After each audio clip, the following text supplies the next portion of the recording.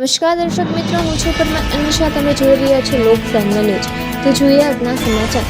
રાજ્યના પોલીસ દળને વધુ મજબૂત બનાવવા મહત્વપૂર્ણ કાર્યક્રમમાં આજે ગાંધીનગર ખાતે મુખ્યમંત્રી શ્રી ભૂપેન્દ્રભાઈ પટેલના વરદ હસ્તે બિનહથિયારી પોલીસ સબ ઇન્સ્પેક્ટર તરીકે પસંદગી પામેલા 449 પ્રતિભાશાળી ઉમેદવારોને નિમણૂક પત્ર એનાયત કરવામાં આવ્યા. આ સમારોહમાં નાયબ મુખ્યમંત્રી હર્ષભાઈ સંઘવી, રાજ્યના પોલીસ મહાનિદેશક તેમજ અન્ય મહાનુભાવો ઉપસ્થિત રહ્યા હતા. આ પ્રસંગે મુખ્યમંત્રીશ્રીએ ગુજરાત પોલીસ અકાદમી દ્વારા નવી ન્યાય સંહિતાને અનુરૂપ તૈયાર કરવામાં આવેલા બેઝિક તાલીમના નવા પુસ્તકોનું પણ વિમોચન કર્યું. મુખ્યમંત્રીશ્રીએ નવી ભરતી થયેલા તમામ પોલીસ સબ ઇન્સ્પેક્ટરોને અભિનંદન પાઠવતા તેમની ઉજ્જવળ કારકિર્દી માટે શુભકામનાઓ વ્યક્ત કરી.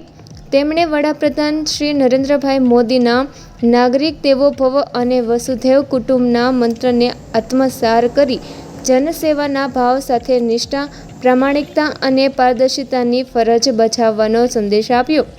સાથે જ તેમણે રાજ્યની પારદર્શક ભરતી પ્રક્રિયાની પ્રશંસા કરતા શાંતિ, સલામતી અને સુરક્ષાની સમૃદ્ધ વિકસિત ગુજરાતના નિર્માણ માટે સૌને સંકલ્પબદ્ધ બનવા આહ્વાન કર્યું.